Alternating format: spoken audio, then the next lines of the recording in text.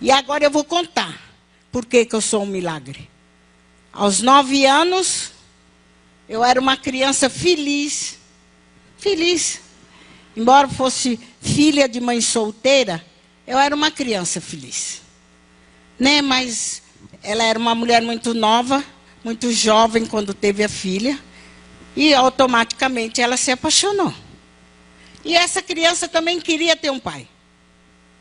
Só que ela casou rápido. E ele também era muito legal, eu gostava muito dele. Só que passou acho que 1 ano. E ele começou a beber desenfreadamente, sem motivo nenhum. E as coisas mudaram assim, como virar um copo d'água no chão. Ele, daquele homem bom, que iria ser um pai perfeito, virou um monstro, né? Porque ele agredia muito a minha mãe. Não batia, mas as agressões faladas era muito doído. E aquilo machucou, começou a machucar o coração da menina de 9 anos. E ela começou a ficar revoltada, começou a ficar triste. Um dia ele chegou muito bêbado, bateu nela. Nesse dia ele bateu, ela reagiu no lugar da mãe e derrubou ele. E ele estava muito alcoolizado e ele caiu. E é verdade, eu ia agredi-lo mesmo. Só que a minha mãe se meteu. E eu não entendi por que ela se meteu. Fiquei muito brava. Achei que ela gostava dele e não gostava mais de mim. Por causa disso, eu fui embora. Fui para as ruas de São Paulo. Fui para o centro de São Paulo, sem conhecê-lo. Né? E aí, eu entrei na marginalidade. Alguém me pegou, me levou para uma casa onde só tinha criança. E esse alguém ensinava essas crianças a ser trombadinha, a ser ladrão, a pegar em armas. Mas um dia eu descobri quem era esse alguém.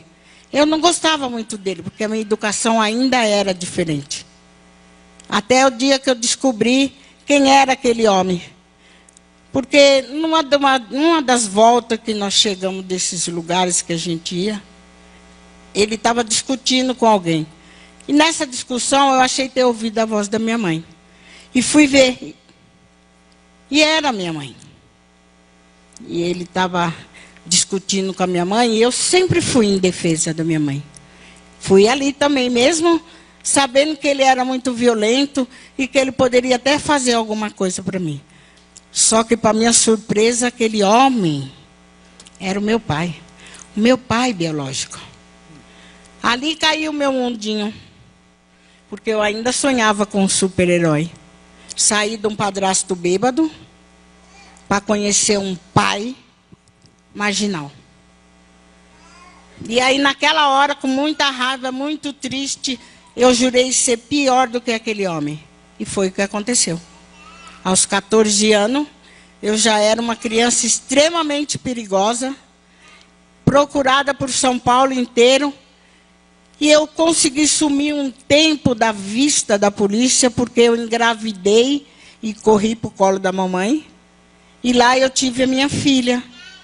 Mas eu voltei para a cidade. E ao voltar, eu já tinha quase 17 anos. E eu fui pega.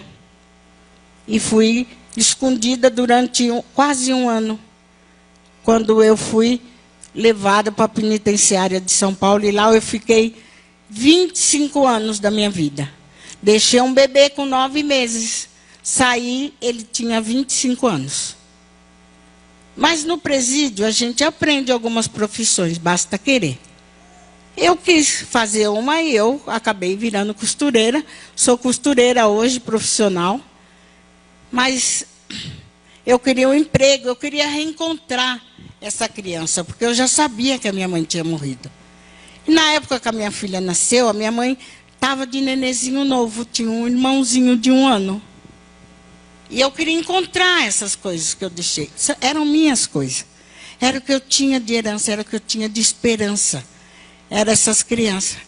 E eu fui tentar trabalhar em São Paulo, tem muita confecção. Eu até fiz teste em alguns lugares. Eu consegui passar nos testes.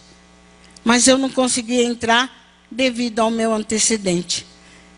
todas as portas se fecharam. Alguém um dia falou para mim assim, alguém que esteve comigo no presídio, eu vou te arrumar um serviço, você está aí pedindo serviço para todo mundo? Eu falei, não quero serviço seu não. Ela, não, mas é um serviço legal. Eu falei, não quero não. Não, mas é legal. Eu falei, eu não quero, porque eu sabia que ela era traficante. Ela falou, mas não é comigo não. Se você vai para fora de São Paulo, você vai para uma fazenda. Quando ela falou numa fazenda, eu me enchi de alegria de novo, porque eu sabia fazer muitas coisas. Inclusive plantar. Eu gosto de flores, então eu sabia plantar. Mas eu fui para a fazenda, eu aceitei e fui para a fazenda. Só que, para minha surpresa, quando eu cheguei na fazenda, eu fui levada para uma das repartições da fazenda e lá não se fazia plantações nem coisa nenhuma. Se fazia crack. E ali eu fui aprender a fazer crack. Eu queria voltar. Como? Eu estava muito longe. Nem São Paulo eu conhecia mais direito, que dera ali. Como que eu ia voltar? Falei, o jeito é trabalhar.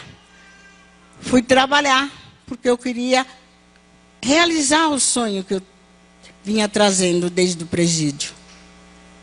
E aí durante 3 meses, eu fiquei fazendo crack. E o crack é cozido. E você ingere. Não tem como. E eu continuei ali fazendo. Quando passou esses 3 meses, eles precisavam mandar essa droga para São Paulo. Ninguém queria trazer. É muito arriscado. Eu, como queria voltar, resolvi correr o risco e vim com a droga para São Paulo. E quando eu cheguei aqui em São Paulo, eu comecei a notar algumas coisas diferentes em mim. Dor de cabeça, dor no corpo, ficava irritada com nada. Reclamei para uma das pessoas. E eles falaram, você está viciada. Falei, imagina, eu nunca nem liguei para droga. Droga nenhuma consegue fazer nada comigo. Ele falou, então tá, vamos ver. Faz o teste. Eu fui para o teste. E no teste eu descobri que eu estava viciada.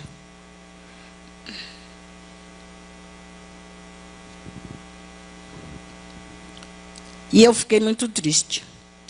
Porque descobrindo que estava viciado, eu tinha acabado de perder toda a chance de reencontrar aqueles 2 jovens, né, 27, 28 anos.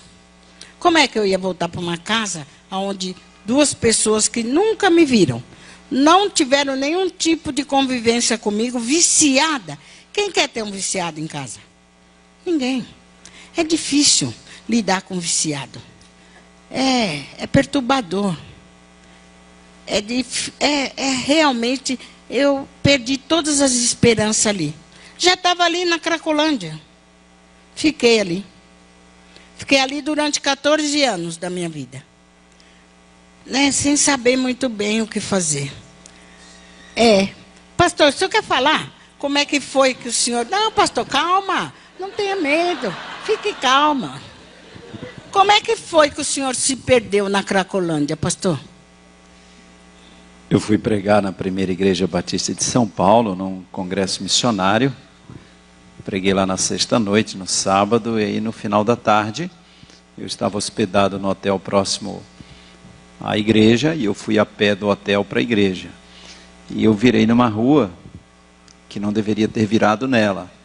E eu fui parar dentro da Cracolândia. E todo arrumadinho ali, com a Bíblia na mão para pregar, diante daquele caos. Nunca tinha visto aquilo, já tinha visto pela televisão, mas ao vivo nunca tinha visto. E eu fiquei morrendo de medo de ser assaltado. Aí eu pensei, vão levar meu relógio, levar minha carteira, e se eu sair vivo daqui, já estou no lucro. E aí a gente, quando tem medo, faz o quê? Ora. E eu já comecei pelo Salmo 91, né?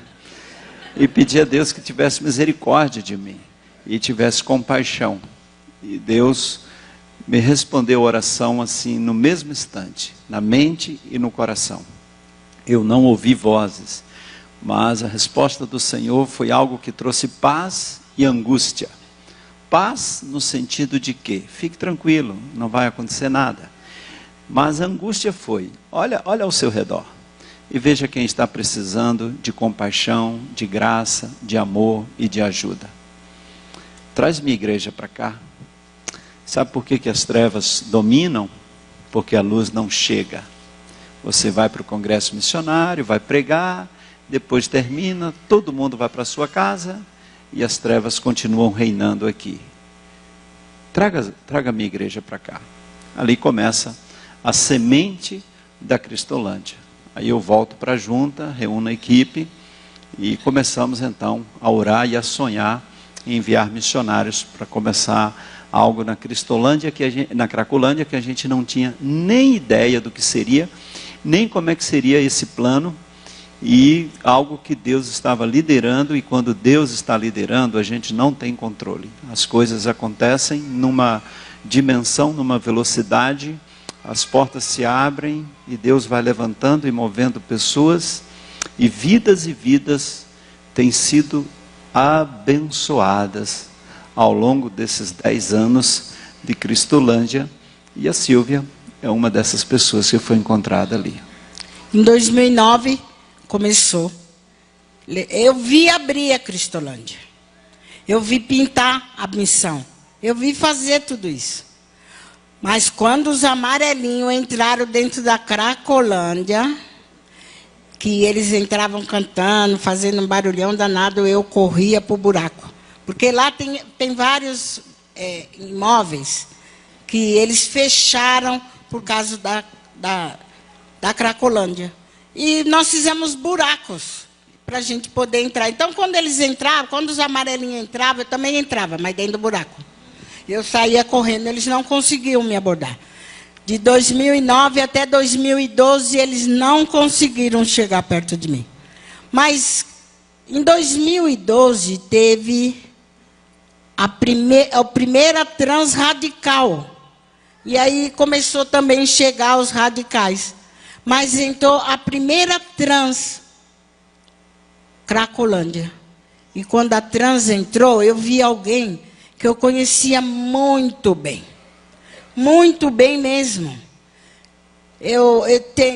Como na sociedade, como em todo lugar, tem os humildes e os VIP. E esse alguém era VIP.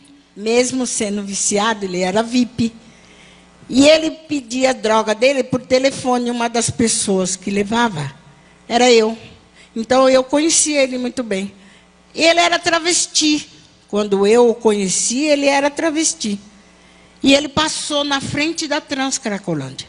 Eu estava dentro do buraco e eu vi. E eu fiquei olhando, eu não entendi muito bem. Como eu achei que eu estava muito dopada, esperei até o dia seguinte. No dia, eu fiquei aquele dia todo sem usar droga. Eu achei que eu estava... Foi assim, mexeu mesmo comigo. A ponto de eu ficar sem usar droga. E eu fiquei... No dia seguinte, a trans passou de novo, convidando. E eu estava fora do buraco aí. Fiquei esperando. Quando ele passou, eu fiquei de páreo a ele e fui com ele até a esquina. E era ele mesmo, de cabelinho cortado, todo vestidinho, andando todo durinho, todo direitinho. Eu falei, ué, né? Como é que pode? Né? Engraçado, né? A gente estranha. Porque a gente vê tudo assim meio estranho e depois está tudo certinho, de cabelinho cortado, barbinha feita, todo bonitinho. Eu pensei, será que é essa camiseta que faz isso? Eu já tinha visto algumas pessoas, mas eu achava que eu estava doida. Mas não era, não. Era o Sérgio mesmo que estava passando. Porque eu fui com ele até a esquina, porque eu queria ver, porque ele era travesti, então ele tinha... Eu acho que vocês até conhecem, porque foi aqui que ele fez as operações dele, para tirar os hormônios, né? Mas os silicones, e ele estava de camiseta, e a camiseta, por mais larga que seja, ela conta. E ela mostrou. Eu falei, então é ele mesmo. É essa camiseta que faz esses negócios. Mas passou, aí chegou a transradical. Os radicais, eles foram para lá, uma menina de Jaú, 18 aninhos. Né? Eu fico pensando, como é que a mãe dela ficou? porque a Cracolândia estava começando aquele negócio, todo mundo se assustou com aquilo, e se assusta até hoje. Aí uma menina de 18 anos foi para o Rio, fez todo o treinamento, voltou para entrar dentro da Cracolândia de São Paulo, e no dia que eles entraram para visitar, eu devia estar dormindo, porque ela me viu, mas eu não a vi. Mas ela se emocionou, ou sei lá se, não sei o que foi. A minha mão ali, minha mão ali deitada no chão, porque eu estava dormindo, eu não a vi. Mas ela me viu. E ela foi e falou para a líder dela se podia orar por mim. Mas ela não se contentou só com isso. Ela falou também para o pastor da igreja, para a primeira igreja de São Paulo, para orar por mim. Por uma senhora que estava deitada no chão. E ele pediu o nome dessa senhora. E ela foi procurar, mas ninguém sabia o nome. Todo mundo conhecia ela pela bruxa da Cracolândia. E o pastor, então, vamos orar pela bruxa da Cracolândia. E os batistas é igual assim essas grandes torcidas. Do Flamengo, do Corinthians, essas torcidas grandes. Falou para um, falou para todos. E os batistas começaram a orar pela bruxa da Cracolândia. E as coisas começaram a acontecer. As coisas foram acontecendo. Eles começaram a orar para mim. E ela também começou a orar para mim. E a droga parou de fazer efeito. Eu já comecei a perceber que tinha alguma coisa errada comigo. Mas eles entravam na Cracolândia e eu, saía correndo para o buraco. Mas um dia eles entraram. E eu estava muito cansada, distraída. Quando eu percebi, eles estavam a uma distância muito próxima. Não tinha, o buraco mais próximo estava longe deles. E não dava para me correr. E eu estava perto de uma árvore, eu tentei me esconder atrás da árvore. Porque eu era gordo o suficiente para se esconder atrás de uma árvore. Mas mesmo assim, né? Eles entraram em fila dupla. E eu senti que quando eles começaram a passar, eu fiquei ali me fazendo de besta, mas eu senti que alguém parou. E eu virei para ver. Quando eu virei, eu ganhei um abraço na rapidez, porque se pensa eu corro. Mas no que eu virei também, eu já fui pega na virada. E ela abraçou e falou que Jesus me amava. E eu fiquei pensando. Né? Na hora eu olhei para ela assim, porque na Cracolândia você é invisível. Né? As pessoas só te enxergam para brigar com você. Para falar. Quando eles estão mal-humorados, quando eles estão com raiva, a culpa é do usuário. Mas para falar alguma coisa, ainda mais dar um abraço, né? O susto foi tão grande que eu falei, a gente é que fuma, esses amarelinhos aí é que fica doido. Por quê? Eles abraçam. Abraça e diz que Jesus ama. E foi assim que ela começou a interagir comigo. Ela não desistiu de mim. Era uma jovem, 18 anos.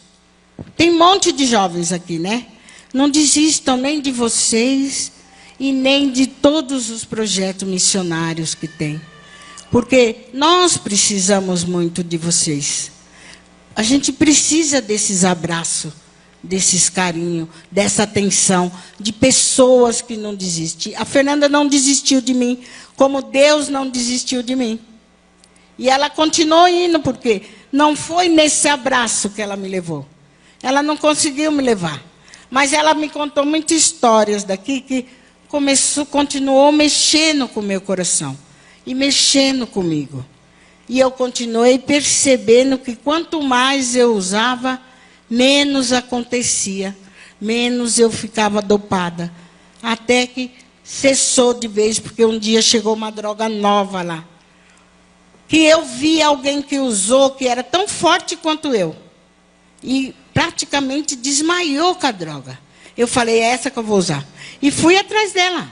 E comprei. E usei. E não aconteceu nada. E eu fiquei muito brava. Eu quase bati no traficante. Mas naquela hora, passou um filme da minha vida. Por tantas coisas que eu passei.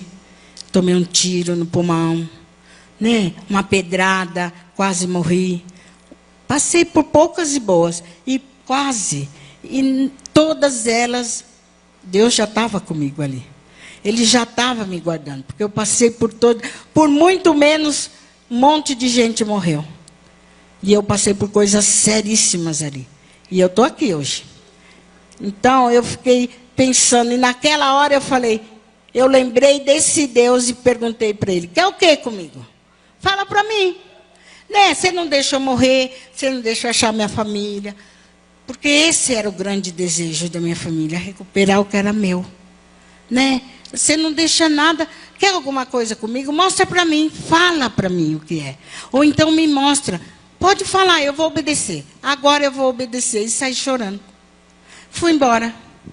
Eu só consegui parar na porta da missão. Quando eu cheguei lá, eu sentei cansada, chorando, e já era de madrugada. Mesmo que o missionário que saiu e foi lá me ver, que me cobriu, me deu o que comer, ele não podia me recolher. Primeiro porque à noite só tem homem. E porque à noite não recolhe. Tem que estar toda a equipe para recolher. Mas ele falou para mim, fica aqui, fica até amanhã, assiste o culto. Eu fiquei. No dia seguinte, quando abriu, eu entrei para assistir o culto.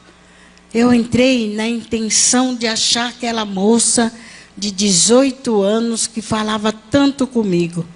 Porque ela havia me contado já que se um dia eu quisesse sair dali, ela teria um lugar para me levar. E eu não havia esquecido disso. Ela me contou de uma casa rosa, com sofá rosa. E eu pensei, aquilo ficou gravado no meu coração. Porque depois de 50 anos da minha vida, ali, no dia que ela me contou dessa casa, foi a primeira vez que eu voltei a sonhar. Eu me coloquei até dentro dessa casa. Eu me imaginei, eu dentro dessa casa, toda rosa, cheirando a rosa, e eu cheirando rosa. Eu pensei isso. Né? Então, quando eu entrei para o culto, eu pensei nisso. E quando eu estou entrando, eu li. Conhecereis a verdade e a verdade vos libertará. Eu não dei bola para isso, não. Eu não dei nem confiança. Eu entrei e sentei lá na primeira fila e fiquei. E o culto começou, e as coisas continuam. E eu estou olhando para os lados, e o culto está no meio, e o culto está acabando. Aí eu questionei o slogan. Que verdade é essa que eles querem que eu conheça? Crente é tudo igual. Crente é tudo igual. Eles falam, leva, porque quando a gente vai 10, eles ganham 20, porque é assim mesmo que quando a gente está lá, a gente pensa. Que é tudo igual a todo mundo.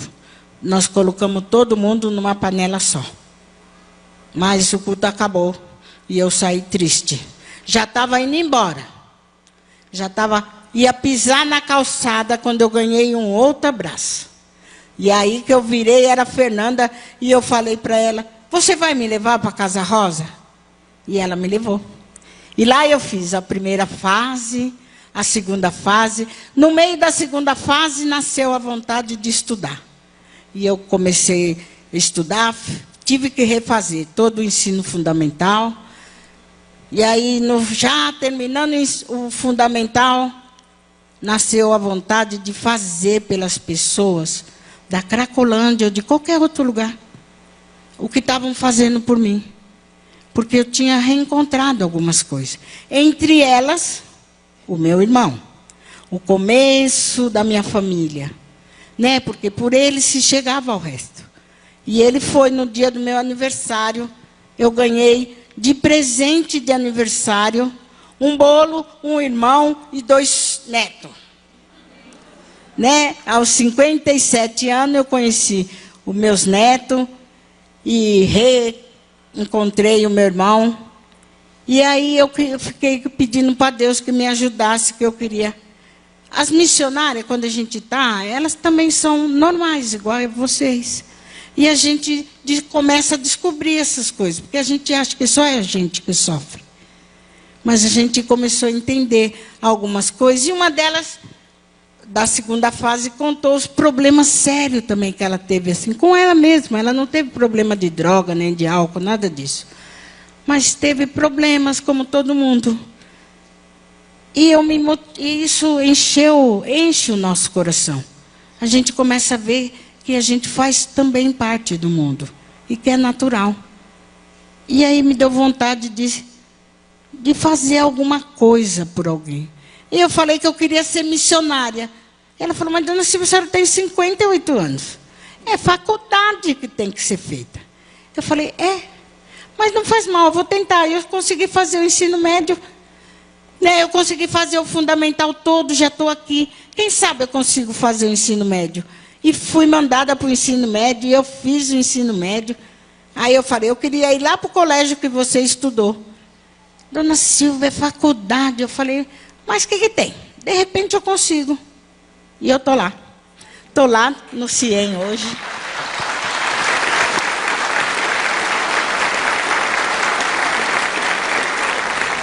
Estou lá no CIEM hoje no 3º ano, terminando missiologia.